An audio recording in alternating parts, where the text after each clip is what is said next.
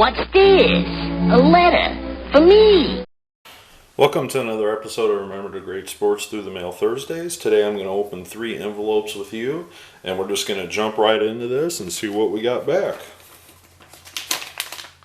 Alright, this first one is from former North Carolina great Don McCauley, running back great I should say, on 1, 2, 3. I sent all the North Carolina cards I had of him, and a 4th as a Baltimore Colt in his pro career. So let me tell you a little bit about Don McCauley. Don McCauley played his high school football at Garden City, New York. He then attended the University of North Carolina as their running back and had an illustrious football career with the University of North Carolina. He was the two-time ACC Player of the Year, both in 1969 and 1970. McCauley was a 2-time first-team All-American selection and 2-time Conference Player of the Year. He garnered the 1971 ACC Athlete of the Year award as well. He broke many rushing records, and in 2001 he was inducted into the College Football Hall of Fame. The versatile McCauley contributed to the team as a receiver, rusher, kick returner, and punter, leading the team in most categories. In 1970, he led the nation in rushing with 17 and 20 yards and all-purpose yards of 2021. His 1720 yards rushing broke the NCAA record and continues to withstand the test of time, thinking it is the second highest total in ACC history and the highest at North Carolina. A consensus All-American selection and team captain his senior year, McCauley led the conference in scoring with 21 touchdowns for 126 points and continues to hold numerous school records at North Carolina. His career statistics include 5,014 all-purpose yards, 3,172 rushing yards, 786 yards receiving, and 1,056 yards on kick returns. He also led the team in punting with 48 punts for 1,840 yards of punting at 38.4 yards per average. With the acquisition of the Miami Dolphins' first-round draft pick awarded to the team as a compensation for tampering in the hiring of head coach Don Shula, I did not know that, McCauley became the first-round pick of the Baltimore Colts in 1971, 22nd overall. So I just find it ironic that one of the greatest coaches in the history of the NFL, Don Shula, who would later go on to coach the Miami Dolphins to their championship and everything else, he was involved in a tampering thing back in the 1970s. So I was unaware of that, and it's ironic that with the integrity of baseball, what's been going on with it lately, that also happened back then as well, is what I'm trying to say. So McCauley played in the NFL for 11 seasons. He played his entire career with the Baltimore Colts, and he had a pretty successful career with the Colts. However, the Baltimore Colts were not the Baltimore Colts of the Johnny Unitas era that he played for.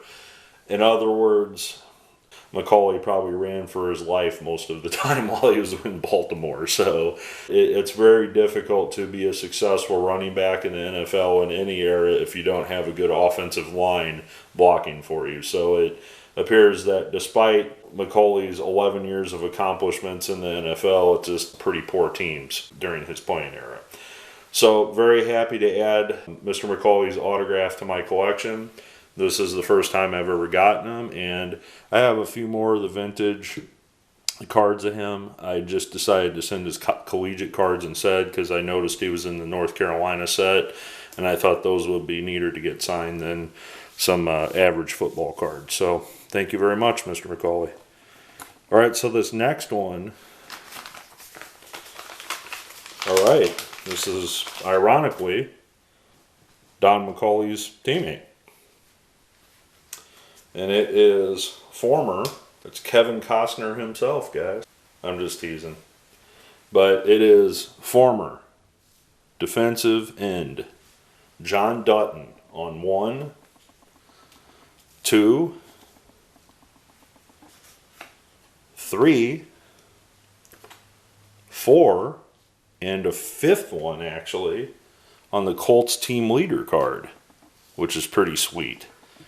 So John Dutton, if you guys are a fan of the TV show Yellowstone, and I'll show a picture of Kevin Costner, I think that's obligatory for this. John Dutton is the fictitious name of the character on Yellowstone. So, not to take away anything from this John Dutton, this guy was a beast. I mean, this guy was an Iron Man, I guess you would call it, back in the day when the NFL was a very tough sport to have a career in. This guy stood the test of time and was on the other side of the ball for the Baltimore Colts. And let me tell you a little bit about John Dutton, the football player. Standing at 6'6", 266 pounds, Dutton was a football defensive lineman from South Dakota. That's ironic. I know Yellowstone's not in South Dakota. It's still the same kind of part of the country. And he attended the University of Nebraska, one of the richest college football programs in the history of college football. Well, in 1974, he was drafted 5th overall by the Baltimore Colts. Well, he spent from 1974 to 1978 with the Baltimore Colts, and he made the All-Pro team 3 times during his tenure with the Colts. Or Pro Bowl, I should say. He was an All-Pro as well in 1976. He appeared in 185 games over his career and had 18 career sacks. After he left the Baltimore Colts, after the 1978 season in 1979, he was traded to the Dallas Cowboys because then Ed Too Tall Jones was becoming a professional boxer and they had a vacancy at the defensive end position. Well, after Ed Too Tall got done with his boxing career, which only lasted that season, he came back to the NFL and Dutton moved to defensive tackle. During the 1980s, he would become a fixture with the Dallas Cowboys defensive team. The defensive unit still holds the single season record for most sacks in a season with the 1985 season with the Dallas Cowboys. During his 9 years in Dallas, he helped the Cowboys reach the NFC title game 3 straight years in 1980, 81, and 82. He may have been the best defensive lineman to never have won a Super Bowl ring with the Cowboys. And I have to agree with that. I mean, this guy was a monster. I mean, 6'6". Could you imagine him and Ed Too Tall Jones and Randy White lined up across from you? I mean, oh my gosh, that would be crazy. Just, trying to, be an offensive lineman, trying to block that force, that fearsome defensive, line. I mean, that would just be very intimidating with those guys because all those guys were great ball players. But John Dutton, again, is one of those guys that kind of falls through the cracks. He played for some successful teams with the Cowboys, but he was never there when they won the Super Bowl. And he played for the Baltimore Colts when they were kind of to say it the best. I think because of that, he's often overshadowed with what he really accomplished as a football player over his career. This is, again, one of those guys that arguably could be in the Hall of Fame because of his accomplishments and the time that he spent in the NFL for as long as he did. As a defensive lineman during that era, especially a big guy like he is at 6'6", it's very rare that somebody doesn't get injured and have a career-ending injury or something like that. And the fact that this guy stuck around as long as he did, it's just amazing that he's not considered a Hall of Famer, or at least somewhat considered a Hall of Famer for the time that he spent in the NFL. So, thank you very much, Mr. Dutton. I really appreciate getting your autograph. That's the first time I've ever gotten you before. Alright, so this next one is actually postmarked with the player's name on the outside of the envelope. So, I'm not going to show you the envelope for privacy reasons, but this is former New Orleans Saints quarterback, Washington Redskins quarterback, Billy Kilmer on 1, 2, 3, and a NFC Championship game Redskins card against the Cowboys, which would have been John Dutton's team, most likely. So, 4 back from Billy Kilmer. Let me tell you a little bit about Billy Kilmer. Billy Kilmer played 18 professional seasons in the NFL. He spent time with the San Francisco 49ers, the New Orleans Saints, and the Washington Redskins. He played his college football at UCLA after having a successful career in high school in Kansas. Not only did he play football, but he also played baseball and basketball as well while he was in high school. Well, he spent 1 year at Citrus Junior College where he was very successful and then went to UCLA after 1 season at the community college, and the rest is history. He became one of the best quarterbacks in UCLA history.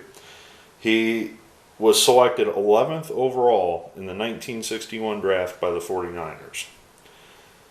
He was also selected in the AFL draft that year as well as with the Chargers, but chose to sign with the 49ers. During that rookie season in 61, he saw action primarily as a running quarterback in Red Hickey's shotgun formation, rushing for 509 yards, 10 touchdowns, with his top performance coming against the expansion Minnesota Vikings on October 15 when he rushed for 4 touchdowns. The following year, Kilmer was primarily used as a running back, but his season came to an early end when he got into an auto accident in December. Suffering a fractured leg, Kilmer's injury was bad enough to also force him to sit out the entire 1963 season. He was able to return the following year, but his production was very limited. After he saw no action in 1965 and was involved in a training camp contract dispute the next season, he was placed on the expansion draft list. In other words, the 49ers did not protect him. At this point in his career, he was heading in the wrong direction, I guess would be the way to put it. Well, the New Orleans Saints chose to give him another chance, and he was selected in 1967 by the Saints. So in 1967, the Saints decided to give him another chance and, try to rebound his career because of his natural talent. And he was more or less selected as like a third-string quarterback in that draft. Well, ironically, things just fell into place for him, and he became the quarterback for the Saints for the next 4 seasons, primarily as their starter. Well, in the 1971 season, the New Orleans Saints drafted this guy named Archie Manning in the draft, and Kilmer, wondering why they would draft a quarterback, asked to be traded.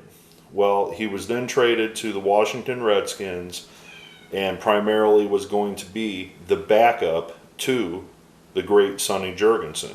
At first, the trade to go to the George Allen Washington Redskins, Kilmer was destined for a reserve role behind Sonny Jurgensen.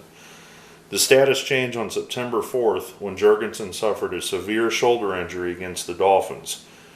Kilmer then led the insurgent Redskins to a 5-0 start, but a midseason slump cost them the opportunity to win the NFL Conference Eastern Division. Kilmer briefly lost his starting job as a result of the slide, but regained it after Jurgensen again injured his shoulder.